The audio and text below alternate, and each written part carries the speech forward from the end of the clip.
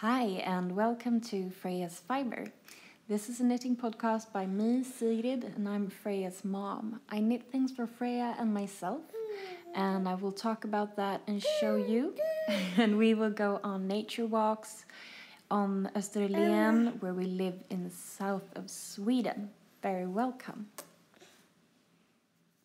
Listen, sister, listen to that voice within.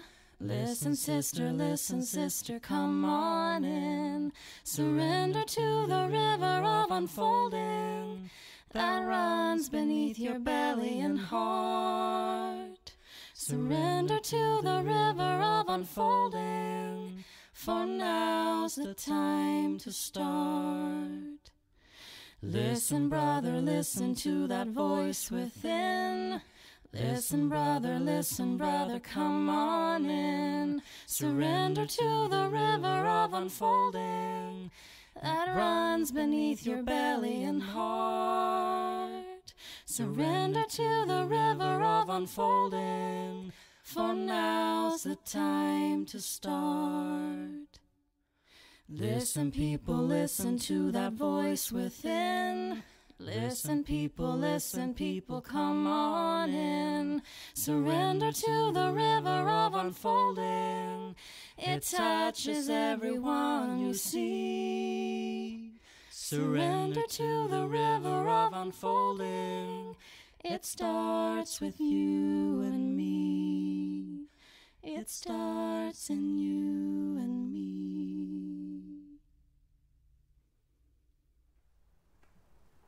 Hi, and welcome to Frejas Fiber and this new episode. This time I thought I would share what's going on in my life. I also thought I would talk about how I learned to knit. I always think that's an interesting subject of knitters. Mostly I think it's grandmas that gets the biggest credit, but yeah, I will share that, and I will show you my last finished objects and what's on my needles and what I'm planning on knitting.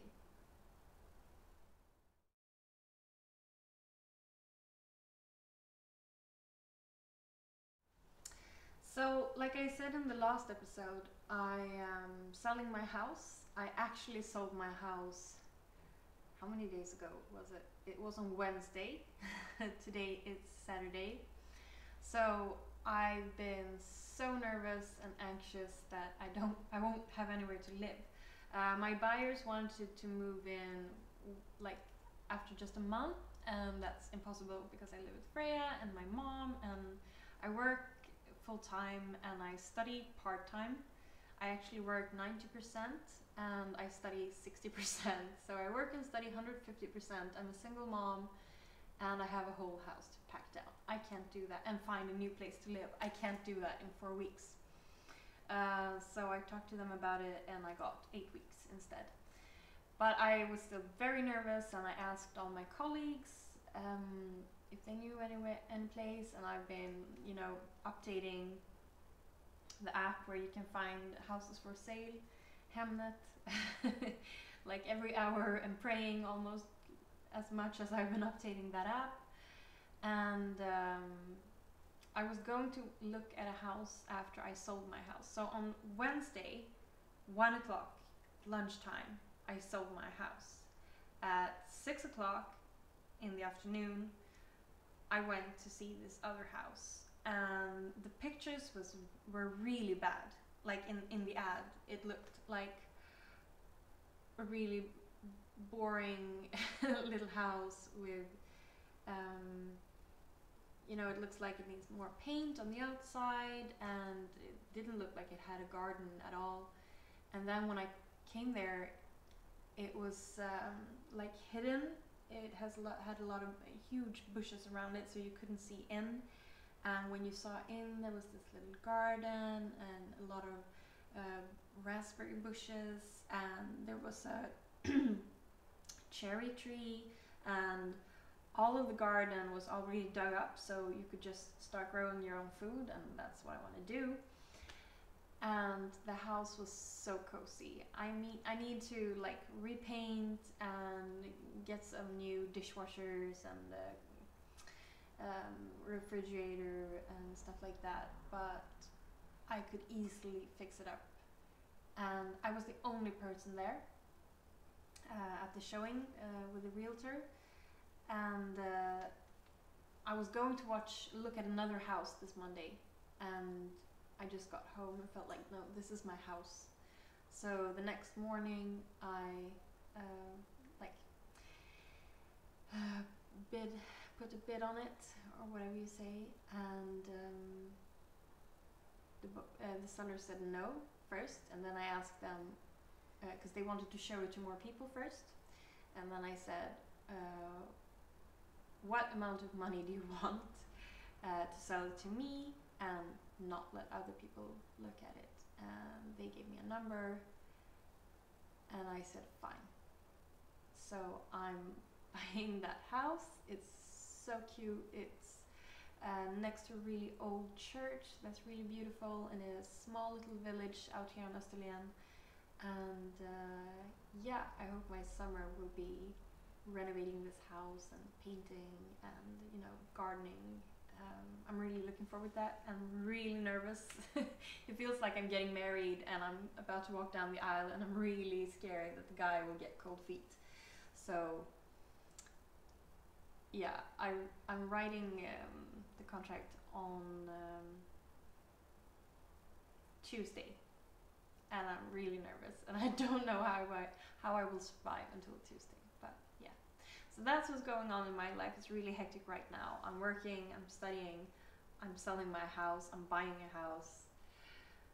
So the knitting is so important to me right now. I really need to knit to be able to relax. So next up, I thought I should talk about how I learned to knit.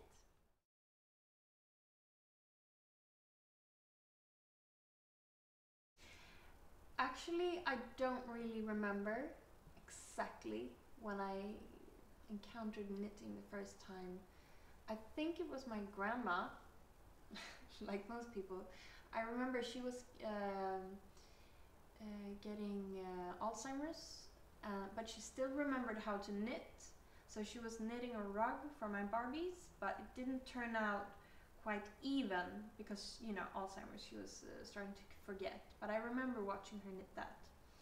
And then I think I was 8 years old.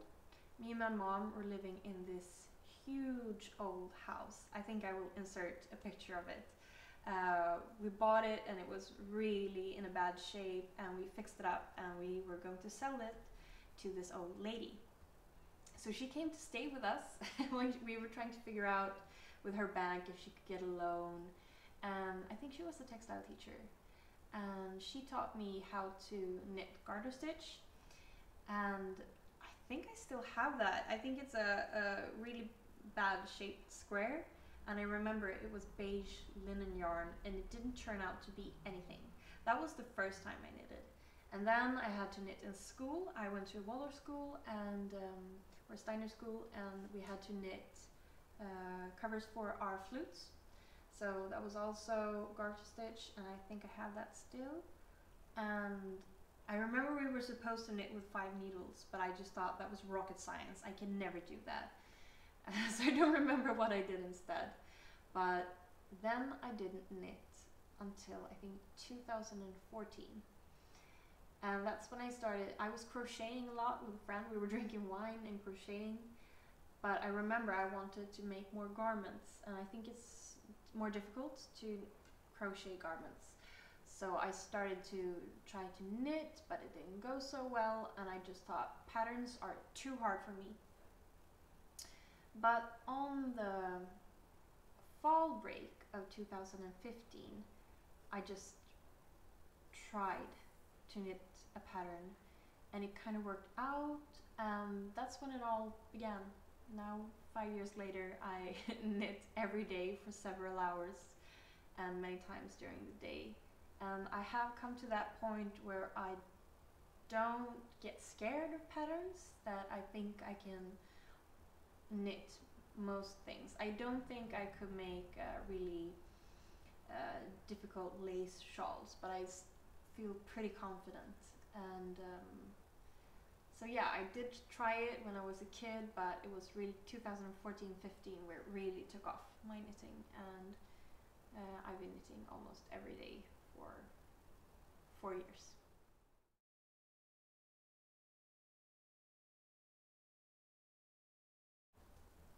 So next up, I thought I should show you some finished objects.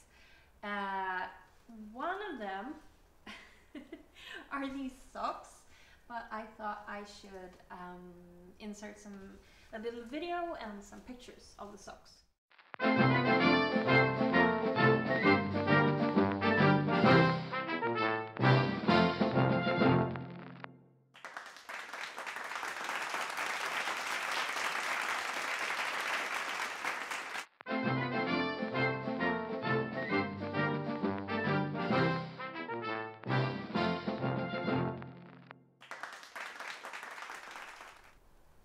So these socks are made out of some Norwegian yarn that I bought when I was in Norway a couple of years ago.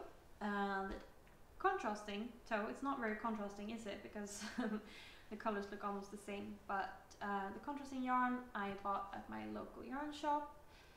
It's a pink, I think it's called Cherry Blossom, and I think it is by Fuga, I think the yarn is called. It has some acrylic in it.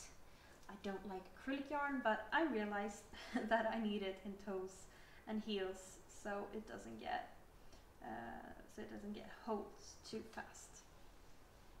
But yeah, I really like vanilla socks, and I think I might become a sock knitter. I haven't been much of one before, but it was really good knitting just to take with me and to knit at my job and meetings and such. So maybe there will be more socks. Right now I only have 3 pairs, and one of them I mostly use for Christmas. So, and I really like a bit chunkier socks. I don't really like the thin ones. So I think I did these on 3.5 millimeters. But mostly I actually knit on 4-point needles, a bit thicker socks, because that's what I like. But this was a good pattern. I just did some, like I said in the latest episode, I did it toe up for once. I always do it cuff down, but now I did it toe up. So I've been wearing them almost every day since I knit them, so I guess I need more. The second finished object, we have a problem with that because that's on Freja, and Freja is sleeping. And that's a good thing, because then I can record at a better time, faster, and don't get that much interruption. But yeah, it's on Freja, so I will insert a little video and some pictures of that too.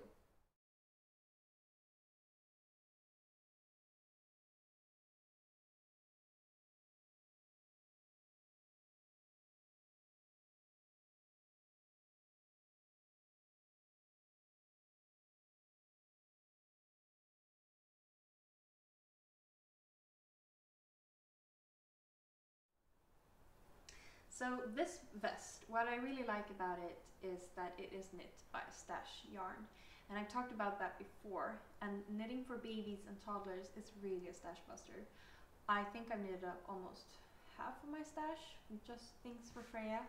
And this yarn was a Christmas gift. I got a big box of yarn when I started knitting from my aunt, and that was just amazing. And I still have some yarn left that I'm planning on using, and this was the last of that yarn, the pink, the blue, and the white yarn. It was the last of their little balls of yarn, and I really like using for my stash. I really like, and especially yarn that was given to me. I like creating clothes that did not cost me anything. I think I've said that before, but I really believe that being rich is not having a lot of money, it's needing less money and having more time to spend with your loved ones.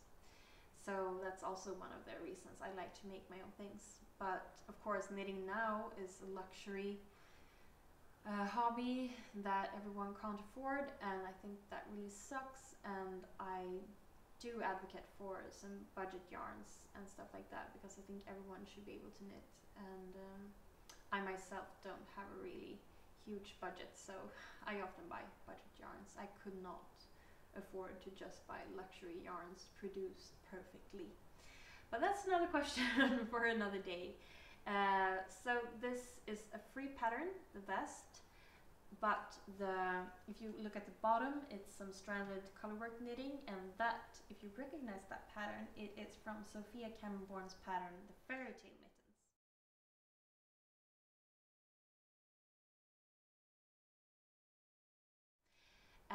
I really love her latest, I love all of her patterns, but the ones I like the most actually is her latest patterns, and the Trondheim mittens and the Fairy Tale Town mittens, because they are little houses at the cuffs, and I guess I've really been into houses now since I'm buying one and selling one. So I really like that, and I asked her, would it be okay if I just borrowed the charts and put it on a little vest for Freya? And of course I would give you credit, and it's not like I would say that it's my idea, but I will be very clear that that's her pattern, and I'm using it on Freya's vest because I really want to use her pattern because I think it's beautiful, and I don't have any use right now for mittens because it's too hot in the south of Sweden, so I just thought it was nice to be able to have some Cameron-Bourne on Freya's clothing. And that turned out really cute. She's been wearing it almost every day.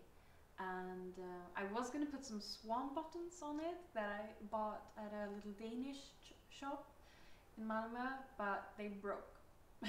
So I put some mother pearl buttons that I inherited from my grandma.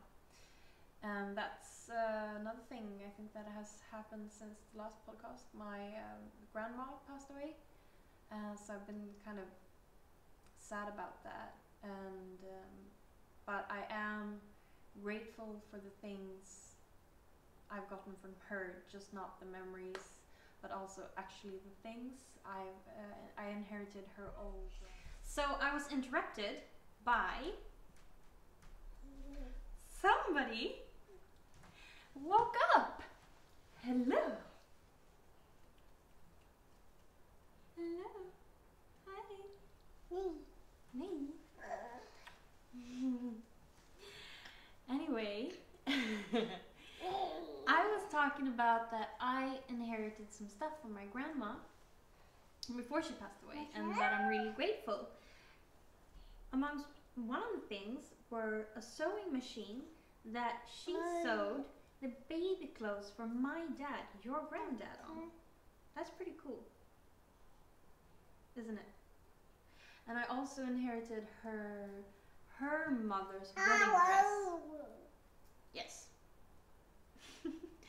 And it's just amazing. It's in silk, it is handmade, it has tiny, I think it's made in America. It has tiny beads all over it, and I'm just so grateful that I get to, you know, take care of it. And I also got another dress from 1800s. Did you say 1700s or 1800s? I think it was 1880 maybe. So anyway, I've been kind of sad about my grandma passing away, not just because she was my grandmother, but because I actually liked her. And you know, you love your family because they're your family, but some you also actually enjoy and like. And I just loved talking to her. She was really tiny lady. She looked really sweet, but she could be so cynical and really a realist, and I thought it was really funny. Yes. Yeah. So Freya is wearing the vest that I made her. Yeah. And yeah, so I'm going to Stockholm in a couple of weeks to go to her funeral. Freya's trying to move the camera. We'll see how that works. Anyway, so I have some things from her, and I also got her old wooden table now when she passed away, and I'm gonna keep it in my house, and that's also very nice. I am single. Did you say single child? When you're just one child, when you don't have any siblings? I have a half brother, but he's so much older. So I grew up just with my mom. So family for me and relatives are really important. Yes. And I like to keep their things and remember them by them, even if we should not be just dependent on things, because our memories and the love we gave are maybe more important. And I'm gonna move. Do you want me to talk about what's on my needles? Do you?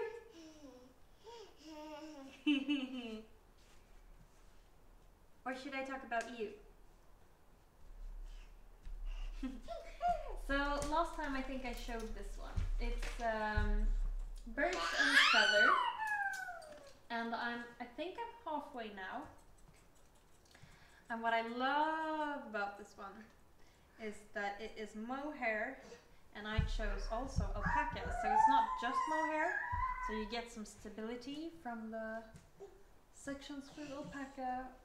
And yeah, I haven't had a gray shawl, so I thought that was time to make a gray shawl. I use my white shawl a lot, and a beige one, but I also need a gray one. So I was thinking I'm gonna do it fading, so I'm starting with light, moving on to the middle section with middle dark gray, and then I'm gonna have some really dark gray at the end. So that's what I'm working on right now. It has lace sections and garter sections with both mohair and alpaca. So yeah. Am I showing you the back? Yes, I am. I'm really looking forward to wrap myself in this. I think it will be also a good summer shawl. The evenings in summer in Sweden can be really cold, and the summers can also be cold. So I was knitting on this the day before yesterday at a meeting at my job, and I was sitting next to a dear colleague of mine. She used to own a yarn shop. So it was just like lying like this. And I just put it down because I think I was drinking coffee or something, and the meeting was going on, and she started to look at my knitting, like we knitters do, you know, we just dig in, and she hadn't seen me take out my needles, my circular needles, because I had done something wrong. I had to rip, but I hadn't started ripping. I just took out the needles, had some coffee, and then she started to fiddle around with it and look at it. And she didn't see the raw stitches. So I just, you know, it was the mohair part, so that doesn't really come off as easy as the alpaca ones. So I just was drinking my coffee and silently pointed to the raw stitches, and she was like, she was so horrified, because as knitters we know what happens when there are live stitches or raw stitches, whatever you want to call it, and somebody starts pulling, you know, it can unravel the whole thing. And it was just a really funny knitter's moment. It was just like a normal person maybe would react if they were touching somebody and realized that their band-aid had come off and they're touching like a raw injury or something. But I thought it was a bit funny that she got so horrified when she realized that there were live stitches, not on my needles. I really enjoy knowing other knitters. Only they can truly understand the horrors you face when something goes wrong.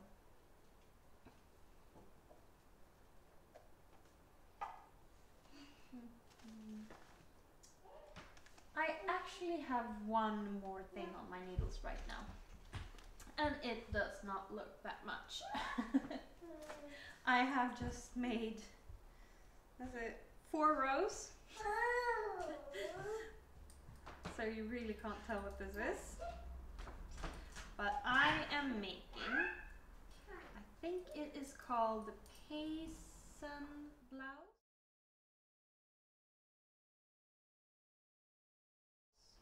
By Knit Fables or Fable Knitwear. I'm not really sure what she calls it. Her company, it's a Norwegian girl lady called, I think it's Helene or Helena Arnesen, maybe. She has a podcast now on YouTube, and she's a knitwear designer, and I think she owns an antique shop. And she does a lot of vintage patterns, and she has done this blouse that's really nice. I will insert pictures. And I'm making this in raw silk from BSC Garn, a Danish company, and I've talked about this in earlier episodes. I love the smell of raw silk. My mom used to have some sweaters in raw silk. She didn't do them herself. So it's really childhood memories for me. The summer, cold summer evenings in Sweden, and you know, sitting in mom's lap or in her hug. So maybe Freya will have some Swedish summer memories with this blouse. One can hope so. But I've actually thought about if I'm a monogamous knitter or a polyamorous knitter. And I couldn't make up my mind, so I talked to a friend about it, and we realized that I'm a duo knitter. I don't like to have many things on my needles, but I do like to have two of them so I can alternate between the two, and I get too bored having just one thing on my needles. So I'm a duo knitter. Yeah, do you want to show your little vest? No. Nej. That means no in Swedish. Nej. And amongst other things, you have learned how to walk. Yes. Or maybe stumble. I'm not sure if that's walking. So, I've been thinking about what I should cast on next, and I'm actually thinking about another cardigan by Fable Knitwear, Helena, I don't really, I'll put her name here. And it is a cardigan. Is it the Delacour cardigan or the Guinevere cardigan? I'm not sure, maybe not either one. I will put up a picture. And I thought I should knit it in mohair silk by Sandnes Garden, so I want a light and airy version so I can have it on cold summer evenings. And I'm also thinking of making a little hat for Freya, like a bonnet in maybe bamboo or silk or something. Just not a really thick woolen hat, but maybe some lace hat for you. Yeah, I'll insert some pictures, what I've been thinking about.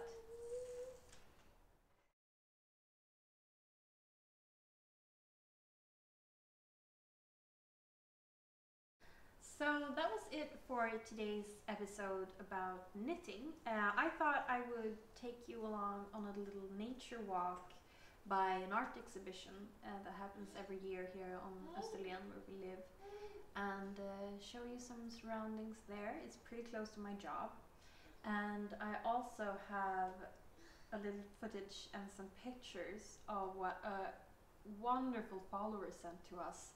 Her name is Elaine, and she asked me a year ago if she could make Freya a knitted toy, and I said of course. And then she said a couple of weeks ago, can I have your address? It's finished now. I'm sorry that it took so long time. And I was like, you can't apologize for making something for my child. I didn't expect her to do it at all. I was just moved by the thought, and I was having a rough patch because I was selling the house and didn't know where I was going to live, and then this package arrives in time for Easter, and it's just filled with nice things both for me and Freya and the little bunny.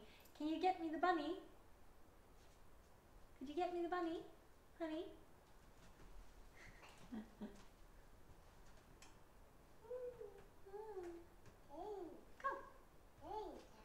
Get me the bunny. Come. Yeah. Very good. Thank you.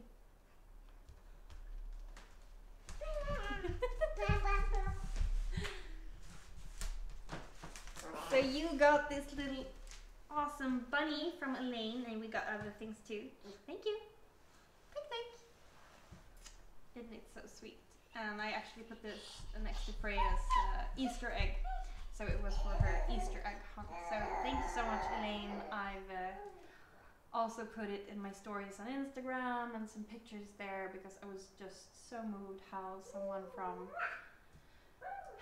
another country miles and miles away can do something so nice for me and my child. So that really cheered out. A couple of days later my grandma died, but you know, the warmth of the thoughts behind this stayed on.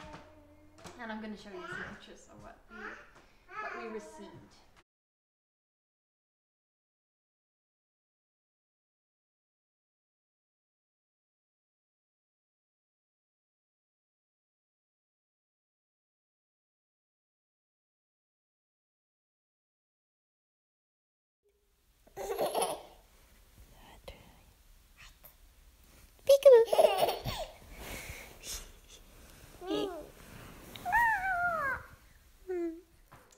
So, thank you and happy knitting.